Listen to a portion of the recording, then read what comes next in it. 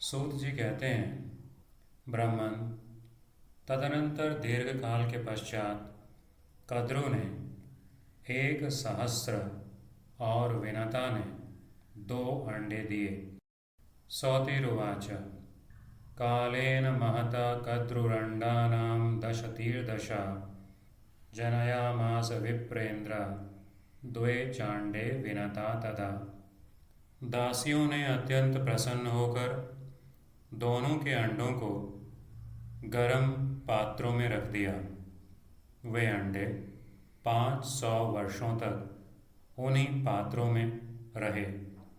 तत्पश्चात 500 वर्ष पूरे होने पर कद्रु के 1,000 पुत्र अंडों को फोड़कर बाहर निकल आए, परंतु विनता के अंडों से उसके 2 बच्चे निकलते नहीं दिखाई दिए। तयोरंडानि निदधु प्रहृष्टा परिचारिका सोपस्वेदेषु भाण्डेषु 5 वर्षशतानि च। ततः 500 काले कद्रुपुत्रा विनिसृता अंडाभ्यां विनतायास्तु मिथुनं न व्यदृश्यत। इससे पुत्रार्थिनी और तपस्विनी देवी विनता सौत के समक्ष लज्जित हो गई। फिर उसने अपने हाथों से एक अंडा फोड़ डाला। फूटने पर उस अंडे में विनता ने अपने पुत्र को देखा। उसके शरीर का ऊपरी भाग पूर्ण रूप से विकसित एवं पुष्ट था, किंतु नीचे का आधा अंग अभी अधूरा रह गया था। ततः पुत्रार्थिनी देवी व्रीडिता च तपस्विनी अंडं बिभेद विनता तत्र पुत्रमपश्यत पूर्वार्धकाय संपन्नमितरेण प्रकाशता। सुना जाता है उस पुत्र ने क्रोध के आवेश में आकर विनता को शाप दे दिया। माँ, तूने लोभ के वशीभूत होकर मुझे इस प्रकार अधूरे शरीर का बना दिया, मेरे समस्त अंगों को पूर्णतः विकसित एवं पुष्ट नहीं होने दिया। इसलिए जिस सौत के साथ तुम स्पर्धा रखती हो, उसी की 500 वर्षों तक दासी बनी रहोगी।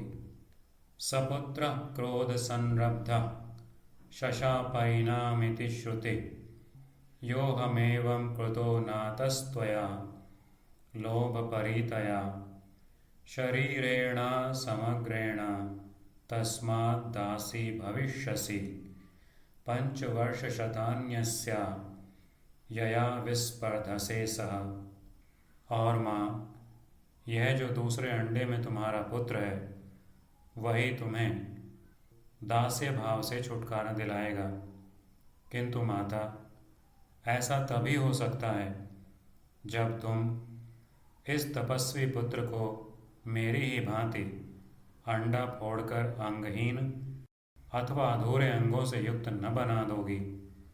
एष च त्वां सुतो मातर्दासी त्वां मोचयिष्यति यद्येनमपि मातस्त्वं मामिवाण्डविभेदनात् न करिष्यस्य नंगम वा व्यंगम वापि तपस्विनम। इसलिए यदि तुम इस बालक को विशेष बलवान बनाना चाहती हो, तो 500 वर्ष के पश्चात तक तुम्हें धैर्य धारण करके इसके जन्म की प्रतीक्षा करनी चाहिए। प्रतिपालयितव्यस्ते जन्म कालोस्य धीरया विशिष्टं बलमीप्सन्त्या 5 वर्षशतात् परः।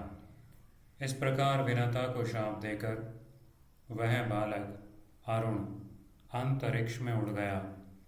ब्राह्मण, तभी से प्रातःकाल प्राची दिशा में सदा जो लाली दिखाई देती है, उसके रूप में विनता के पुत्र अरुण का ही दर्शन होता है। वह सूर्यदेव की रथ पर जा बैठा और उनके सारथी का कार्य संभालने लगा। एवं शप्त्वा ततः पुत्रो विनतामंतरिक्षतः अरुणो दृश्यते ब्रह्मन् प्रभातसमये सदा आदित्यरथमध्यास्ते सारथ्यम समकल्पयत्।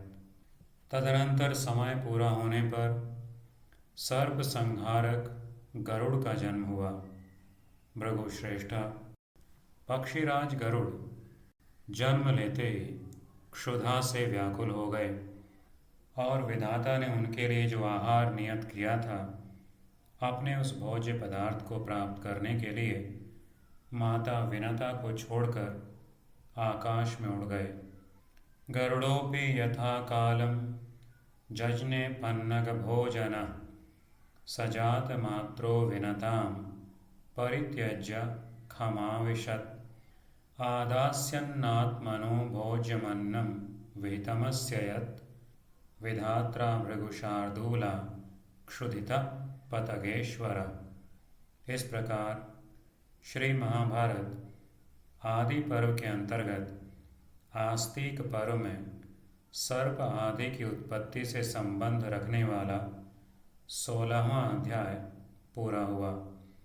इति श्री महाभारते आदि पर्वणि आस्तिक पर्वणि सर्पादीनाम उत्पत्तौ षोडशोऽध्यायः।